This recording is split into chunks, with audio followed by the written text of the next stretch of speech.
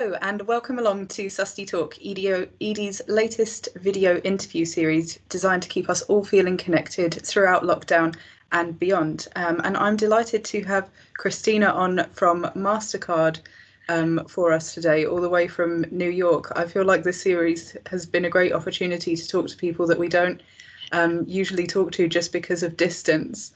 So Kristina, it's a pleasure to have you along. Thank you so much, Sarah. Really looking forward to the discussion. And it is one that, last hour I was speaking with people in Europe and Asia and, different all around the world. So if there's anything that we can, do in this time, it's connect with people around the world. So looking forward to the discussion. Of course, and I think it's the first time we've had you on. And for people that aren't familiar with Kristina, she is the Chief Sustainability Officer for MasterCard. So I think it would be great to start off by learning a bit more about your career and what your role at MasterCard entails. Sure. Thanks so much. I'm the Chief Sustainability Officer at MasterCard, like you said, and I have the privilege and the honor to steward MasterCard's full ESG portfolio of environment, social, and governance. And I joined MasterCard about 3.5 years ago. And prior to that, I spent a lifetime at IBM and most recently led their corporate responsibility. So I made the move from one technology company to another. Many people think of MasterCard as a payments company, but we think of ourselves as a technology company. And so we'll talk about how we bring that to life and sustainability at MasterCard throughout this discussion. But many may know MasterCard for the work that we've done with financial inclusion and inclusive growth. And we have a long history in setting some big, bold goals of most recently moving 500 million people into the formal economy. And we set that target for 2020 and we met that and we doubled down and another 500 million, so 1 billion. And so what we'll talk about today is how we're taking some of that learning from the financial inclusion and the social impact side and over to address the environment and climate change. Mm-hmm. I'm sure you must be super busy then all the time. Like everyone else, I think these days, don't the work and life tend to, in the time of COVID, blend, nonstop. So yes, very much so. Mm-hmm. And so how is the sustainability team actually set up at MasterCard? So you sit at the top of the global agenda, and then how's it laid out underneath that? Yeah. You know what? It's one of my favorite questions when talking to my peers that lead sustainability in companies around the globe, because, and I'm sure you found this out when you've been talking to many, is that so many times where it sits within the organization and how it's structured is dependent upon the sector or the maturity of sustainability in that organization. And there's really no one size fits all. There's so many different ways that it can work. And for MasterCard, one of the things that I love is that I actually report up through our organization called MasterCard Strategic Growth. And it's led by our vice chairman of Strategic Growth. And the thing that is wonderful for me about that is that it is not, it's not off on the side. It really is part of our strategic alignment to our business. And that is where, we think of things as commercially sustainable social impact. Sustainability is also profitable. It's not just philanthropy. And so for our organization, it really works very well to sit there.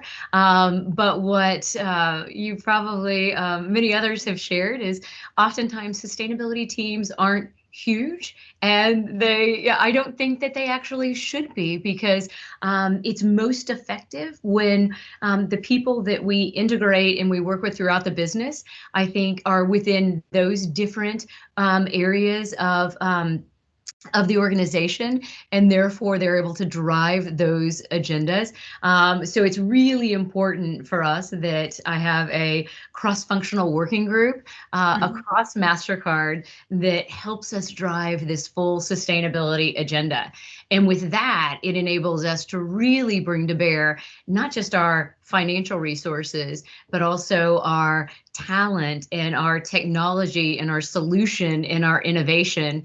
And that's really when we can not only reach impact, but do it faster and at scale. Mm-hmm. You're completely right. I've never seen two businesses where it's the same size or it's the same layout or it's in exactly the same place. I will say, where do you report? Where do you report? And some organizations, it makes absolute sense to report to the general counsel, or in some, it may report up to, chief human resource officer if it's more of a, labor intensive, or if it's very much heavy energy intensive, it might report up to the CFO. And so it's every single scenario, I think, is unique to that organization. Yeah. Mm-hmm. Great. And then on MasterCard specifically, I know you said that a big focus for you this year is applying some of the learnings from social sustainability to environmental initiatives. And we've covered a few of these environmental initiatives on Edie recently. And the first one that I could see from this year when I looked back, was about sustainable materials for credit cards. So could we get a bit of an update on that project? Sure, absolutely. And it is we announced a coalition and a partnership referred to as the Greener Payments Partnership, and with the top card manufacturers out there to come together and actually really use we think of it as green tech innovation. And we have a Digitech lab out of the UK, and looking at how do we reduce first use PVC in cards. And one of the first things that's often confusing is that many people think that MasterCard actually produces, manufactures, and issues the cards to consumers. And we don't actually do either one.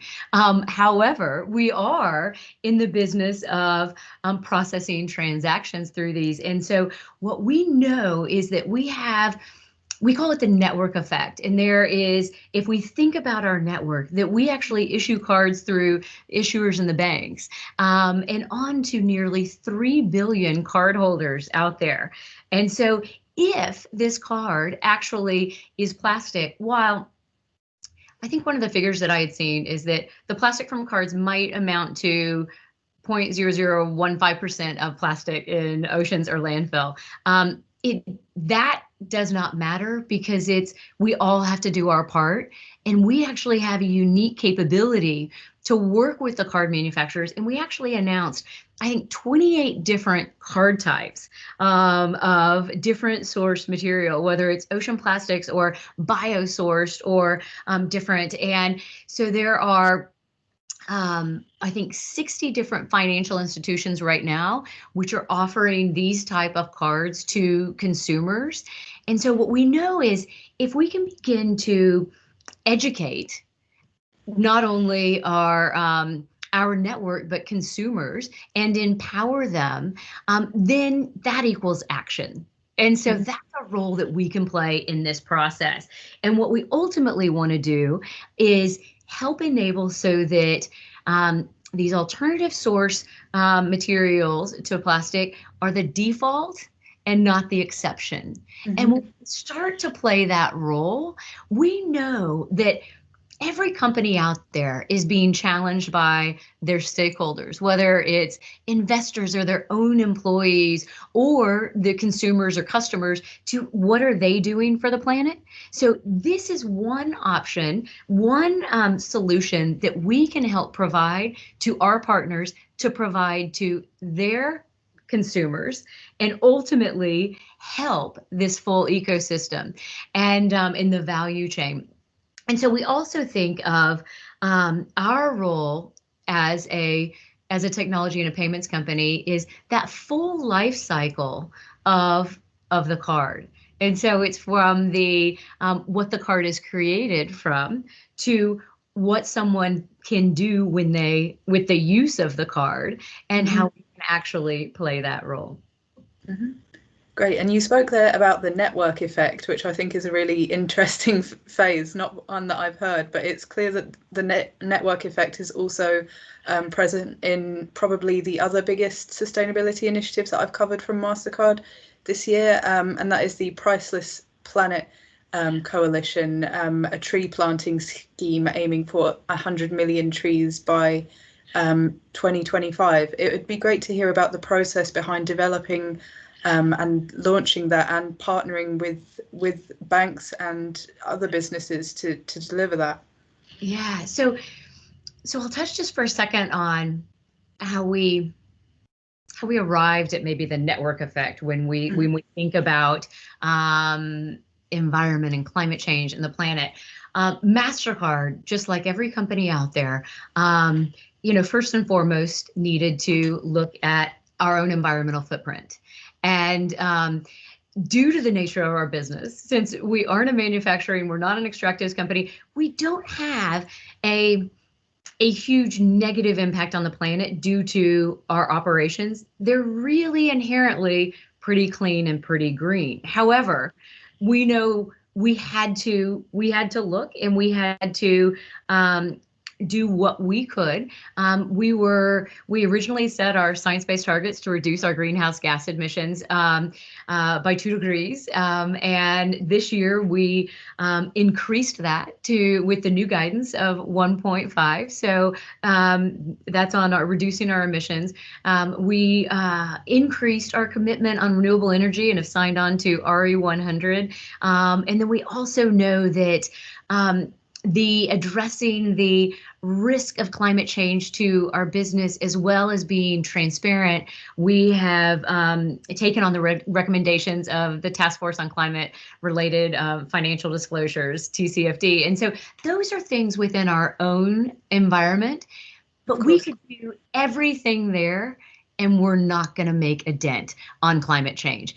And so we knew that our unique positioning with this network effect is where we could drive change.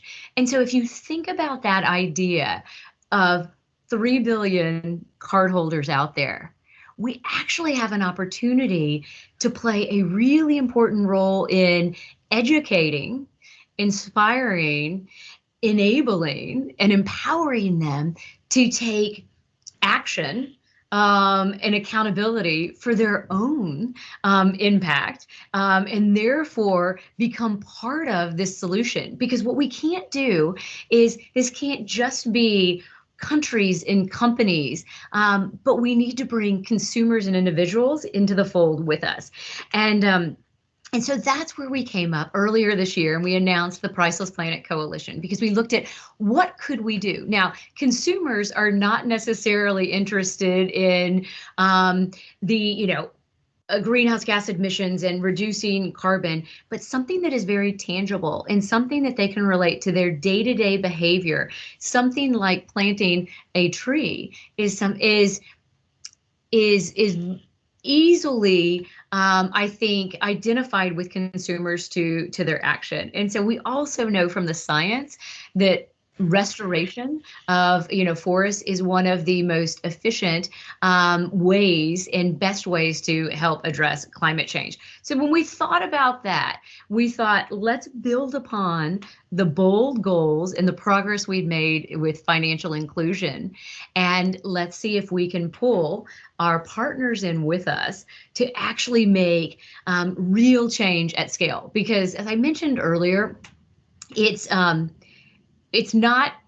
there are not enough philanthropic dollars out there to address climate change, and so it has to come from business itself. And so what we've done with the Priceless Planet Coalition and with our partners is we brought with an announcement that we came out with last week, we had an additional, I think, 30 plus partners that we brought on to an original 10. So I think there are 40 maybe of us together who, with a commitment to plant 100 million trees over 5 years. And the way we're doing that is that each individual partner, it will be launching campaigns to engage their consumers. And if you think about it, I'll actually use an example in kind of a pre-COVID time. Imagine if you used your MasterCard to swipe on the tube or the subway, and a swipe turned into, a tree being planted. Or maybe there are scenarios where you can use your reward points and they turn into trees, or a roundup at the point of sale, or different types of donations. And so when we start to do that, we actually have a chance at real change. And so one of the things that, as I mentioned, a tree is tangible, but we're really in it for more than planting a tree. It's actually restoring forests. And while the benefit is for climate, we are actually doing this for the benefits to be climate, community, and biodiversity. And so we are on this journey. We are very excited about. When I think about it, it really is beginning to establish a new model for private sector restoration at scale. Mm-hmm. And if we can help bring more into the fold with us, then we have a real chance. Mm-hmm. And of course, you mentioned about the dent on climate change, and some of the business partners for Priceless Planet clearly have a big dent. We've got airlines in there, we've got public transport companies, we've got luxury goods retailers, in there. So how do we make sure that these companies that do make a bigger dent aren't just saying, well, we've got this nice tree planting coalition. How else can MasterCard engage to make sure that this is tackled more holistically? Yeah, so that's a wonderful question. It is something that when we set out with this from the very beginning, this is what was vitally important to us, was that one, we did this the right way, that anybody can plant a tree, but not everyone can ensure that that it is done right. And so for us, it was really important of who we partnered with in order to do this. And so after very extensive vetting, we have partnered with two organizations, Conservation International and WRI, who bring the credibility, the reputation, the science-based approach, and also the ability to scale. And with that rigor, will provide us the monitoring and the maintenance and the insurance that we actually are not just putting a seed in the ground, but we are growing trees for the life. And so that is on doing it the right way. Now, our partners, and just as you explained, come from a wide spectrum of sectors. And so what's also critically important to us is that this isn't about, this is not greenwashing. It is important that the partners that we are partnering with are also committed to their own operations and to their sustainability efforts. And so what you will see is the partners who are on board, what we feel we can do is unite a coalition of organizations who are committed to corporate sustainability and sustainability within their operations. So this in no means is the answer, but it is the complement to what they are also doing to address their own environmental impact. Mm-hmm. Fantastic. Well, Kristina, I think that's all the questions we have time for today, but I'd like to take the opportunity to thank you once again for all your time and your wisdom. So thank you so much. It's been a pleasure. And I would say stay tuned and join us, because it's going to take all of us, and all of us can play a role. Great. Well, I'll keep an eye out for if you guys have any future announcements, which I'm sure you will. And in the meantime, we'll be bringing you a new episode of Susty Talk at least once a week, including some special panel discussions soon for our Net Zero November content. You can also access all the previous episodes of this series on our YouTube channel or on our regular website, edie.net. But until then, it's a goodbye from myself and a goodbye from Kristina. Goodbye. Goodbye.